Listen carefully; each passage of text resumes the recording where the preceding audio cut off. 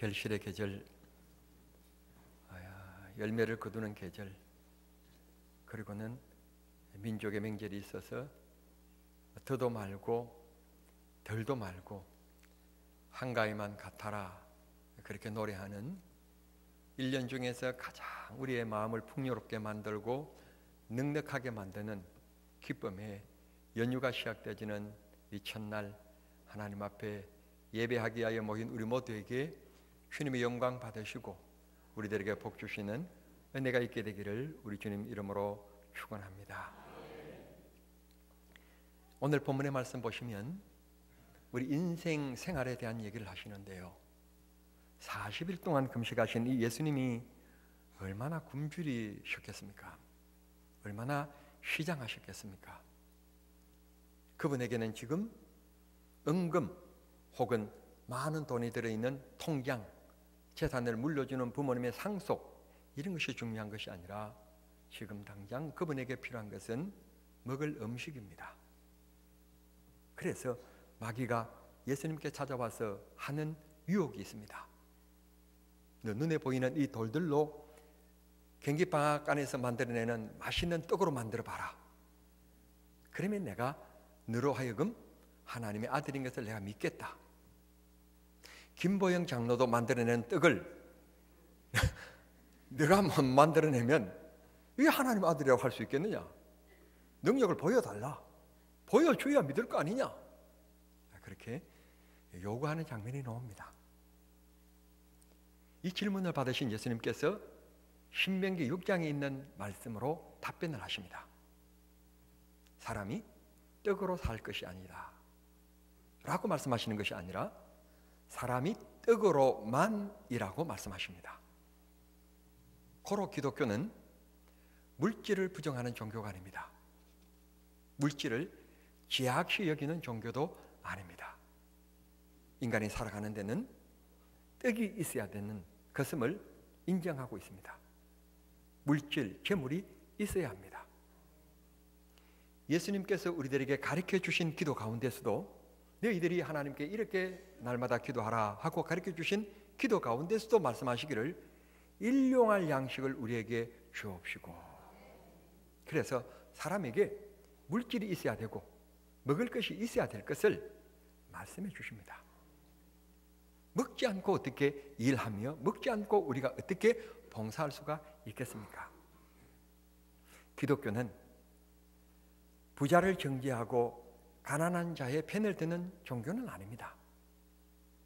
물론 억압하는 때가 있었기 때문에 우리가 해방신학이나 여성신학이나 희망신학이라고 하는 뚱딴지 같은 신학의 물줄기가 생기기는 했지만, 그럼에도 불구하고 기독교는 약자를 보살피고 약자를 도와주는 것은 사실이지만 전부 약자 편을 들고 무조건 덮어놓고 약자 편을 들고 강자를 무조건 매도하는 것은 아닙니다.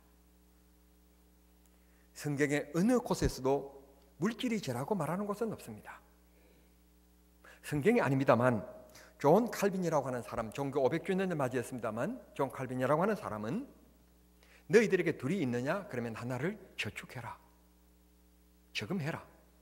그래서 내일 우리가 어떻게 살아갈 것인가 하는 노후에 대한 것과 더불어서 다른 사람을 돕기 위해서라도 아끼면서 아끼면서 살아가라, 그렇게 우리에게 가르쳐 주신 것입니다. 우리가 괜히 가진 자를 정죄하는 일들이 많습니다. 그건 잘못입니다.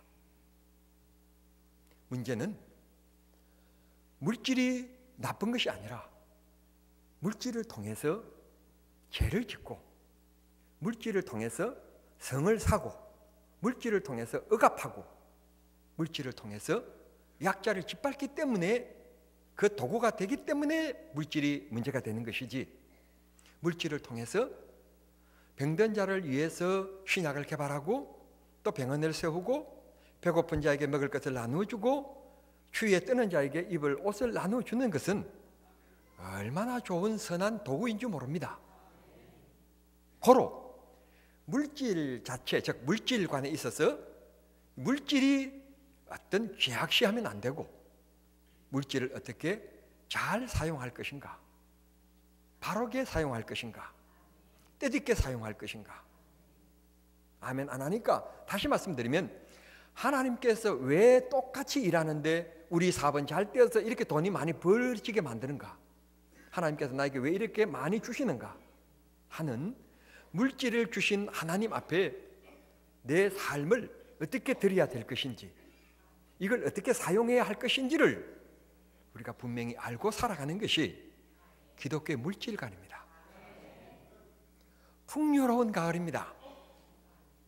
참 들과 산을 가면 이거 있는 곡식들을 바라보기만 해도 내 논, 내 밭이 아닌데도 불구하고 얼마나 마음이 좋은지 모릅니다. 대단히 죄송한 얘기입니다만 아주 저희 부부는 운동을 열심히 합니다.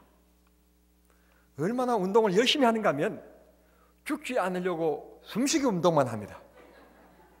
숨쉬기 운동만 열심히 하다가 어느 날 갑자기 둘이 통화하는 때가 있습니다. 이렇게 하면 안 되겠다. 보통리 저수지에 가서 장로님이 시위원으로 계실 때 우리를 위하여 만들어 놓은 그 산책길을 한 바퀴 돌자. 그래서 갑니다. 가면 제 안에는 버릇이 있습니다. 출발할 때 시간이 몇 분인지 시간을 잽니다. 아마 운동선수 출신인지 저는 과거를 모르겠습니다만 그 부지런히 그러면 33분 안에 걷고 둘이서 얘기하고 천천히 그러면 36분 정도면 걷습니다. 그러니까 한 35분 정도면 걷습니다. 걷는 가운데 그 보통 1, 2 정도 가는 곳에 집이 옆에 저 있고 그 길가에 해마다 이렇게 고추밭이 되어 있는데 올해는 고추가 잘 안 됐더라고요. 그런데 몇 년 동안 지켜보면 그 집만큼 고추 농사를 잘 짓는 집도 없어요. 풀 한 포기도 없고 그렇게 대를 세워서 묶어서 그렇게 빨간 고추들이 열려있는 것 보면 우리 고추가 아닌데도 불구하고 기분이 너무너무 좋아요. 그런데 올해는 고추가 안 되어서 주인이 화가 났는지 고추대를 다 뽑아버렸어요. 그 지나가면서 아이쿠먼이나 해마다 이렇게 고추가 잘 되었는데 올해는 이 고추병이 들어서 이 조금 아차 하고 그냥 약을 줘야 될 때를 놓쳐가지고 그냥 이게 번져가지고는 다 뽑아버렸구나. 여보, 올해는 고춧가루를 미리 사둬야 될 것 같다. 왜? 고추값이 오를 것 같으니까. 이런저런 얘기를 하면서 운동을 합니다. 내 밭이 아니지만 풍성하게 열매가 맺혀 있는 밭을 쳐다보기만 해도 우리 마음은 너무 좋습니다. 하나님께서 우리에게 가난한 것보다야 부자가 훨씬 낫고 없는 것보다야 있는 것이 훨씬 낫습니다. 그 있는 것에 대해서 하나님이 왜 주셨을까를 한번 생각해 보고 지금 내가 소비 생활을 바르게 하고 있는가를 한번 생각해 보는 것이 필요합니다. 돈이 없었으면 아가씨들이 웃고 있는 그런 곳에 안 갈 걸 가는 사람이 있습니다. 돈이 없으면 술을 안 먹을 것을 술 먹어서 가정이 전쟁터로 만드는 분들도 있습니다. 이렇게 만나보면 아이고 반갑습니다 성도님 그러면 제 얼굴을 못 쳐다봐요. 남자인데 여자보다도 더 그냥 그런 분이 계세요. 그런데요 가끔 가다 들려오는 소문에 들으면 그분이 속에 술만 들어가면 그 집이 전쟁터가 되네. 술만 먹으면 호랑이가 되는 분이 계세요. 차라리 돈이 없었으면 편안할 가정을 그런 경우들이 있습니다. 또 돈 때문에 부자 간에 싸우는 가정이 있는가 하면 형제끼리 법정 다툼을 일으키는 그런 가정도 있습니다. 가난하면 위에 있게 아주 잘 지낼 것을 돈 많은 부모님을 만난 것 때문에 앙숙이 되고 남보다도 더 못한 원수지간으로 지나는 경우들도 있는 것을 보게 됩니다. 우리는 이 세상에 하나님이 먹을 것 주셨고 그 할 집을 주셨고 쓸만한 경제력을 주신 것은 분명히 축복입니다. 우리가 이 세상 살아가는 동안에 돈이 없으면 안 됩니다. 특별히 부모님 여러분, 돈이 없으면 자녀들에게 부모 대우를 잘 못 받는 시대가 되었습니다. 그 노인네 그렇게 팝니다. 친구들끼리 모이면 그 노인네 빨리 그냥 죽지도 않고 저렇게 그냥 성만 썩인다고. 자식들 입에서, 친구들 사이에서 그런 얘기가 나오는 시대에 우리가 지금 살아가고 있습니다. 형제들끼리도 마찬가지입니다. 추석날 모이실 텐데 돈이 있어야 형제들 사이에 길을 펴요. 이제 어디에서 아멘 나오는데, 형제들끼리도 모여보면 돈이 있으면 뭔지 모르지만 힘이 있어 보여요. 말이고 밥 먹는 것도, 뭐 형제들 사이에 뭐 부르는 것도, 앉아서 하는 것도, 챙겨주는 것도 돈 있으면 챙겨주고요. 힘들게 살고 어렵게 살면 형제들끼리 모일 때 그 마음에 찌든 마음이 도리어 만져줌을 당하고 감싸줌을 당하고 위로함을 받아야 될 그 형제는 도리어 형제들끼리 속에서도 잘못 살면 천대함을 받는 물질 만능이라 그럴까요? 물질 우상이라 그럴까요? 그런 시대에 우리가 지금 살아가고 있습니다. 돈은 있어야 됩니다. 있을 때 모아야 됩니다. 있을 때 저축해야 됩니다. 나라가 망하지 않는 한 없어지지 아니할 정남 우체국에 가서 자꾸 적금을 들여야 됩니다. 돈이 있을 때 여러분 이렇게 저축해 두지 아니하면 후회하게 됩니다. 그러면 교회는 어떤가? 교회도 마찬가지입니다. 지금 우리 이 시대에 뭐 선교의 열정만 있다고 우리가 복음을 전할 수 있는 것은 아닙니다. 시대가 변해감에 있어서 우리가 맞춰야 되기 때문에 돈이 없이는 선교할 수가 없습니다. 외국에 나갔어도 어느 뭐 능력 있는 목사님이 오셨다 그런다고 해서 모이는 시대는 이미 지나갔습니다. 인도나 파키스탄이나 캄보디아나 어디에나 가셔서 그들이 필요한 의약품이나 그들이 필요한 것을 줄 때 사람들이 모입니다. 미국이라고 해서 별반 다른 것 없고요. 일본에도 가보니까 별반 다른 것 없더라고요. 부흥회하러 오라고 해서 갔더니 부흥회를 마치고 나서 강사가 쉬어야 될 거 아니겠습니까? 그런데 또 가야 될 곳이 있대요. 그래서 따라 나섰는데 가보니까 다리 밑에 그림들이 있어요. 나는 이 선진국 그리고 경제적인 대국에는 그림들이 없는 줄 알았더니 여전히 그 나라에도 노숙자가 있더라고요. 그들에게 간단하게 메시지를 전하고 빵을 나눠주는데 나는 한국말을 하고 옆에 있는 분이 또 일본어로 또 통역하고 그러니 얼마나 답답한지. 제 성격은 그러세요. 그래요.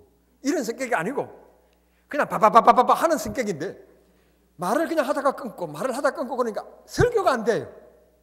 그래서 제가 깨달았어요. 나는 외국 체질은 아닌가 보다. 요즘 시대에 교회도 좋은 일을 하기 위해서 선교비가 없이는 안 됩니다. 굳이 하기 위해서 교회 좋은 이미지를 위해서 물질이 없이는 안 됩니다. 다만 물질을 정리하는 것이 아니라 물질을 어떻게 선하게 쓸 것이냐 하는 것이 문제입니다. 우리가 돈을 많이 가졌을 때 조심해야 될 것이 있습니다. 돈이 없었을 때 탐욕을 부리고 남의 것을 훔치고 절도하고 하는 것도 문제이지만 더 큰 것은 돈이 있기 때문에 범죄하는 일들이 이 세상에 더 많습니다. 어느 정도인가 하면 돈을 주고 내 남편을 죽여달라, 돈을 주고 내 아내를 죽여달라, 경부살인하는 시대가 있는데 뭐 때문이냐? 돈 때문이에요.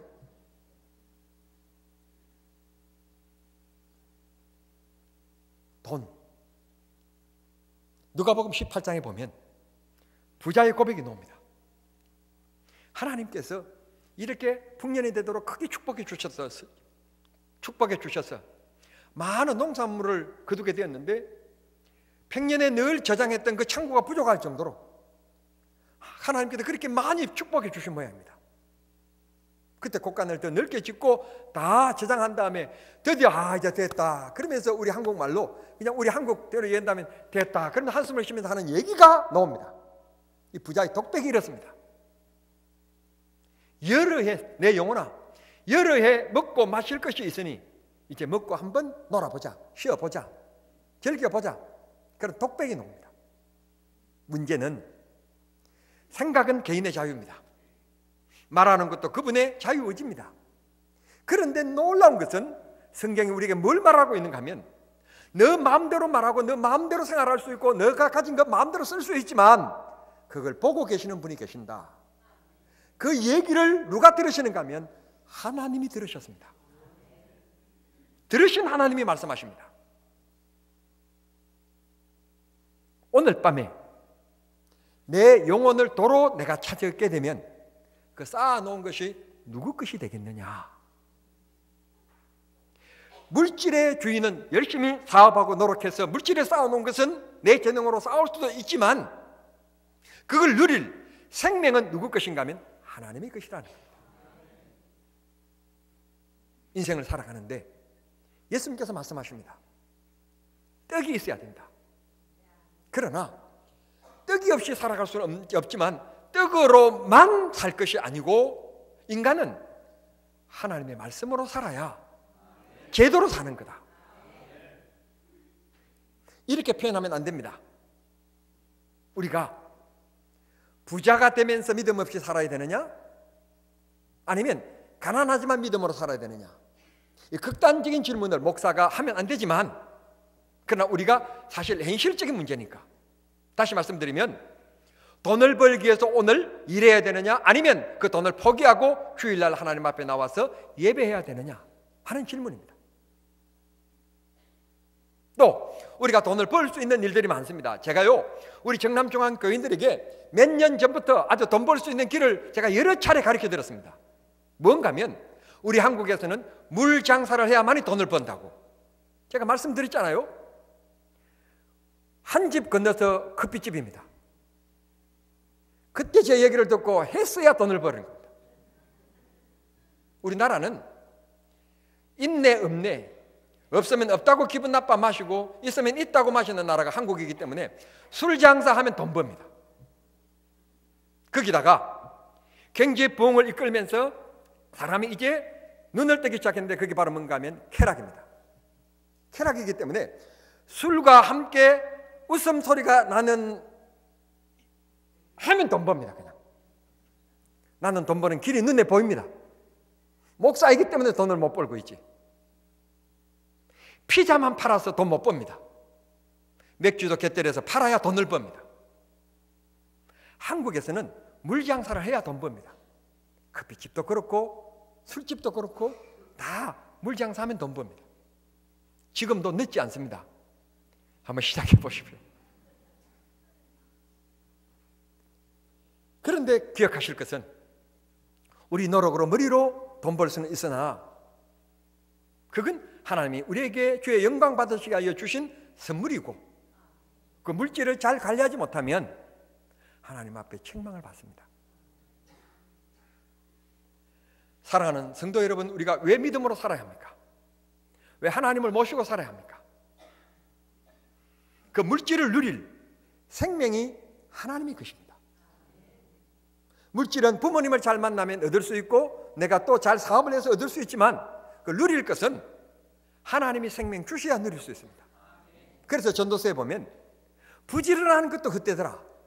왜? 부지런해서 많은 물질을 모았는데 알고 보니 그것도 결국 남이 가져가더라. 아들이 가져가고 딸이 가져가고 사위가 가져가고 며느리가 가져가더라. 그래서 그 인생도 헛되더라 라고 노래하고 있습니다. 다시 말씀드리지만 우리 기독교는 물질을 정죄하지는 않습니다. 있는 물질 가지고 죄를 짓는 데 쓰면 죄가 되는 겁니다. 그 재물이 잘못된 것입니다. 오늘 또 돈이 없었으면 주일 성수할 것을 돈이 있기 때문에 좋은 차 샀다고 기분 내고 오늘 또 뭐 어디 가는 분들이 있을 겁니다. 우리 교회인들 빼고 하는 얘기입니다.